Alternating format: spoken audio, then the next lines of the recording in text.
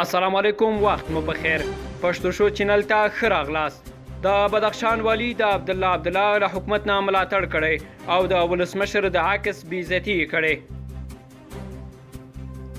د اسپوتنیک ویبپاڼې د راپور په وینا د پنجشیر ولایت د والي له ملاتړ وروسته د بدخشان والي هم د ډاکټر عبدالله د موازي حکومت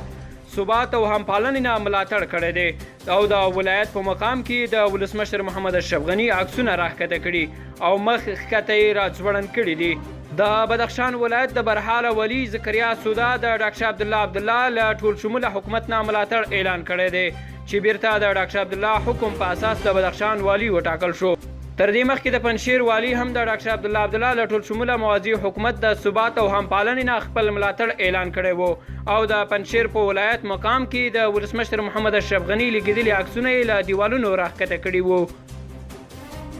د ټاکنو خپلواک کمیسیون وروسته له 5 میاشتو د سلواغې په 29مه نیټه د ولسمشریزو ټاکنو نهایي پایلې اعلان کړې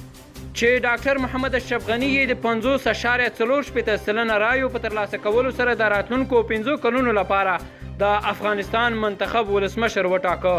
خو ډاکټر عبدالله بیا د ټاکنو کمیسیون یاده پریکړه ونه منله او خپل موازي حکومت یې اعلان کړ چې په لومړي قدم کې د سرپل پخوانی والي له دندې ګوښه او نوی والي معرفي کړ چې د جنبش ګوند د مشر د ولسمشر محمد اشرف غني د پخوانی مرستیال جنرال عبدالرشید دوستم لخوا نن سهار په سرپل کې په چوکۍ کېناستل شول